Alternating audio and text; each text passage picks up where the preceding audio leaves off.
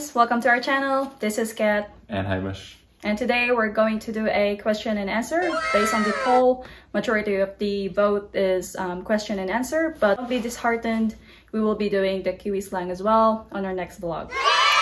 Right, so let's dive in. Our first question, so this is from Ati Jenny. Shout out to you, Ati Jenny. Thank you for supporting our vlog.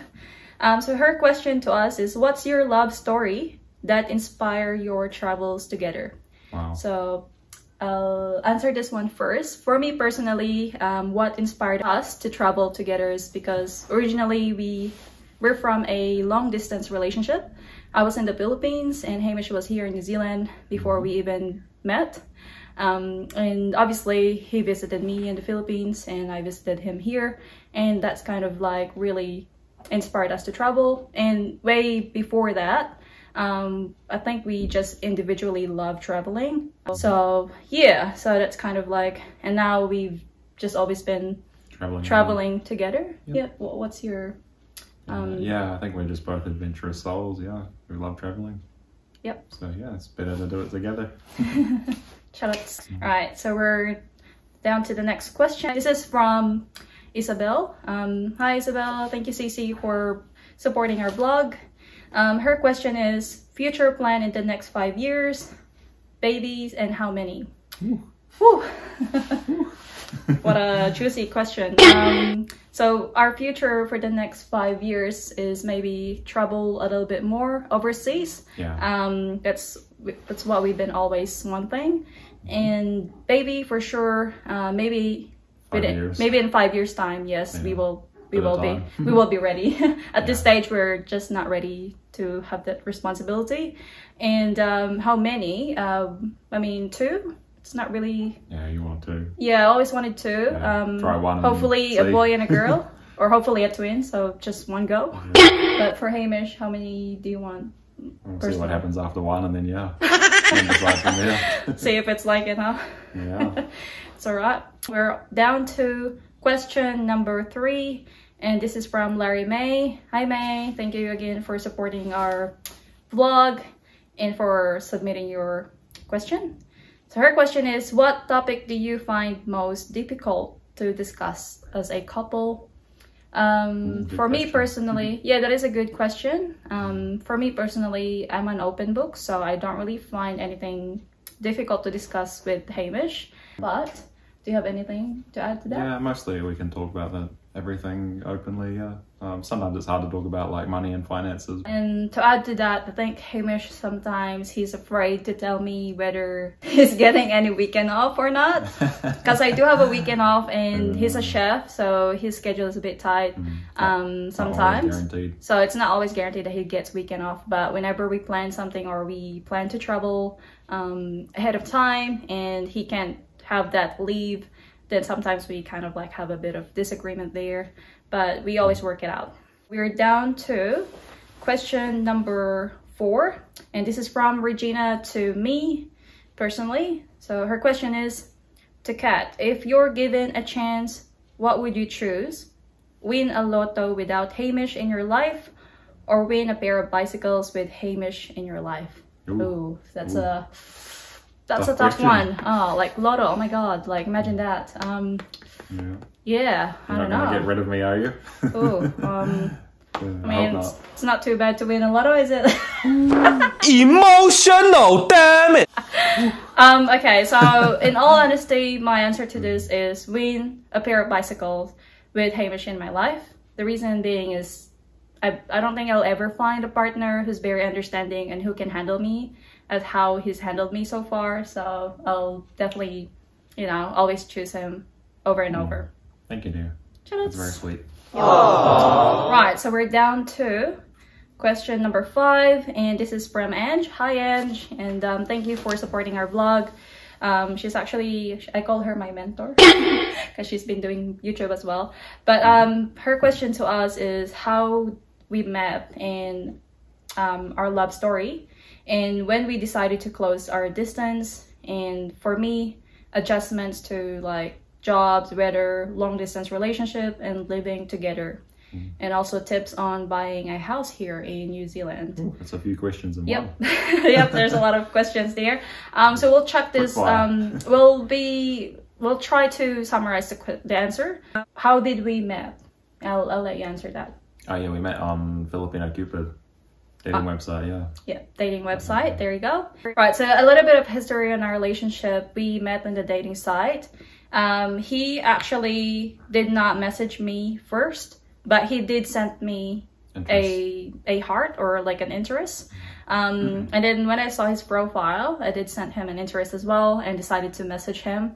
And I just, at the time, I'm just so, like, he's too young and we're about the same age. So I just decided to, I'm not gonna bother like messaging him a long story about myself. I'm just gonna say, hey, handsome, and see what happens. And he responded with, hey, gorgeous. And there you go. Hey, that's pretty good. Things worked out. Sometimes if you don't take things too seriously, it'll happen. And if it's meant to be, it's meant to be. That's all I can say. And when did we decide to close the distance? So we were LDR first for 5 months. Yeah. And then you decided to visit me in the Philippines. And then he actually proposed to me 2 weeks. After 2 weeks into my trip, proposal. Yep. He's pretty onto it. Yeah. I was surprised when he proposed because 2 weeks is a really short time. But I mean, obviously we've been like talking over the phone for the last 5 months, being LDR. But still, for me, it was like a bit kind of, I don't know, like suspicious that he proposed right away. So I don't know what his real intention, but I mean, here we are, we're married, so you know. So we decided to close the distance like, when did we, maybe about a year being like in a relationship in general. Yeah, after being a year, because we so after 5 months of relationship, he visited me in Philippines. And then after that I visited him here in New Zealand for a month. And then after that he came back to the Philippines to visit me for the second time. And then we decided that to pursue my visa here for a long-term visa. Yeah. And then that's kind of like, I pretty much stayed here in New Zealand since, with the general visitor visa to the work visa, residency, and now I'm... the whole process. Yeah, the whole process, a lot of people know about it. Yeah, and now I'm on my permanent residency. Thank God. Right, and adjustments for me. For job adjustment, I'd say there's not much to adjust really. Kiwi people are very, very nice, and most companies here are very like fair. Yeah, like fair and treatment, fair treatment, and Kiwis are just really like really casual, like like less formal, and very friendly. Just Kiwis in general are, you know, lovely to work with. I never really had any hard time adjusting at work. No. And work is quite like multicultural. Yeah, and where I work in IAG, it's multicultural company. Where I'm working right now, it's actually my first job here in New Zealand, and still going. And I'm actually still in that same company for 3 years now, and not planning on leaving because it's such a great culture and very good environment and colleagues to work with. Weather, I've always enjoyed cold weather. So love the winter. I love the winter and the snow, because obviously we don't have that in the Philippines. The first few months that I've stayed here for good. Yeah, lots of shivering. Yeah, do get cold easily, so I always make sure that I have like cozy jackets or hoodies. During summer, I don't really trust the sun, because when you go out, it's still cold. So I always wear pants and just keep myself warm. Really is the key. And for LDR and living together, adjustments. For a long distance relationship, there's not much really to adjust because we weren't really long distance for long. Maybe maximum about a year.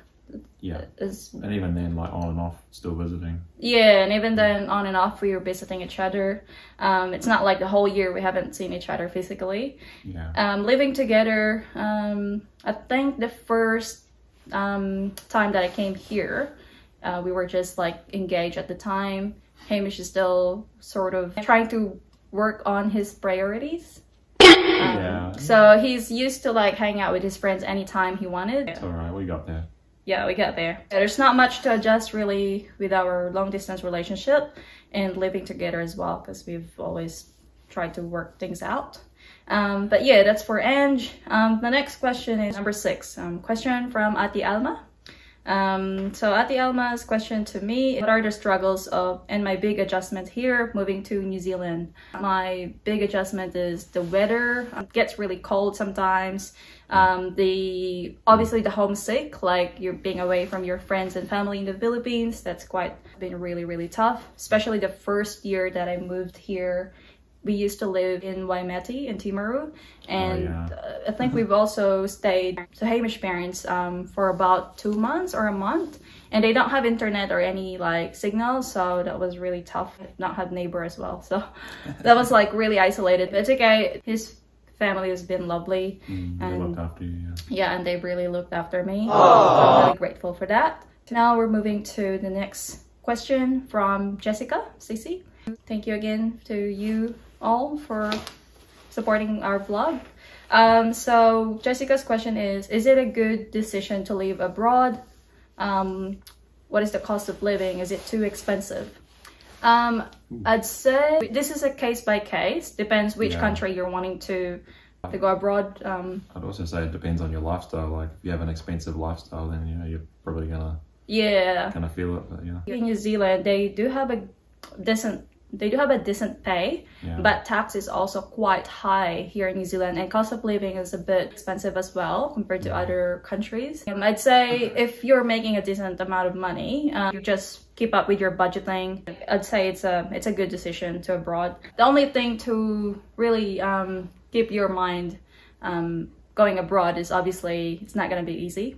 It's never easy, working abroad away from your family, away from your friends. You will miss them a lot, and you will have those homesickness once in a while. But just remember that why you're doing this is for them. So that's just like my 2 cents. And working abroad. Yes. For the next question, this is from Algin. Thank you so much for sending your question. And her question to us is, how was our marriage life? So just to let you guys know, we've been married since 2019, back in July 26. So yeah, how is our marriage life, babe? Going well. Yeah, can't really complain. Really going well. That's really honest answer. We're really happy with our relationship, with our marriage. So yeah. Next question from Maurice. Thank you, Dai, for sending your question. To Kat, what physical and emotional gestures do you appreciate most? So my love language is quality time and act of service. So Hamish, he always makes sure that he gives me quality time. Well, he learned that the hard way. And act of service, he's always been really good. To be honest, he's trying to meet all of the love languages, but I'd say that's the 2 main love languages that I, always seek from a partner, and Hamish has always been good with that. And Jeremiah's question to Hamish: how do you resolve your problem as a couple? We just talk about it.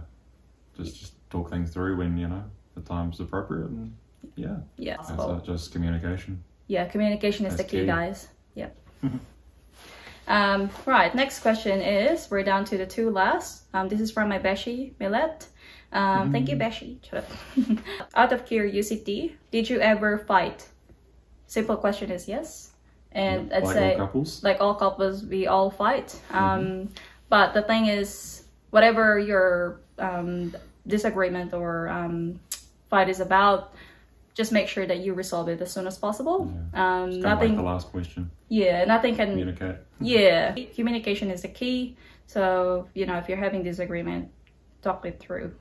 And also, obviously, try to compromise. Like adjust on each other. Respect. With respect, commitment, compromised, and communication is the number 1. And the last question is from Teta Jess Charts.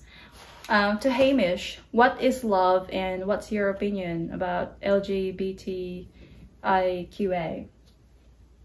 Okay, yeah. My opinion on the group is, yeah, I don't have any problems with the group. I think I've had friends in the past who like in that group, and yeah, they're really nice people. Never had any issues, so yeah. Yeah.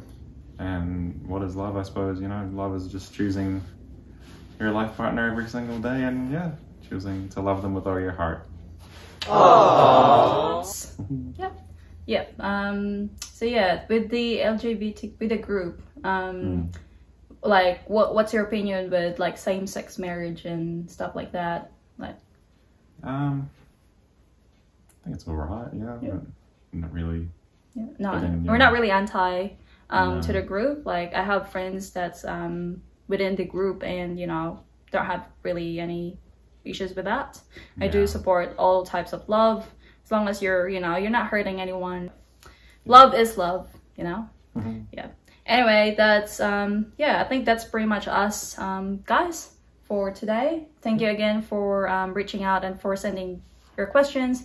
For those that missed to submit their questions, that's all right. We're gonna do a Q&A part 2, so you're always welcome to send those questions later on.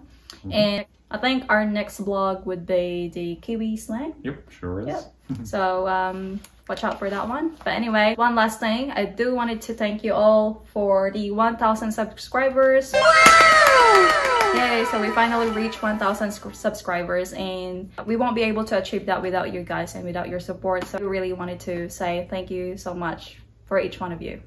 And keep supporting us, and we'll keep posting more vlogs. And again, you're welcome to send any content requests, and we'll try to accommodate them. See you again next time. This is Kath and Hamish. Bye.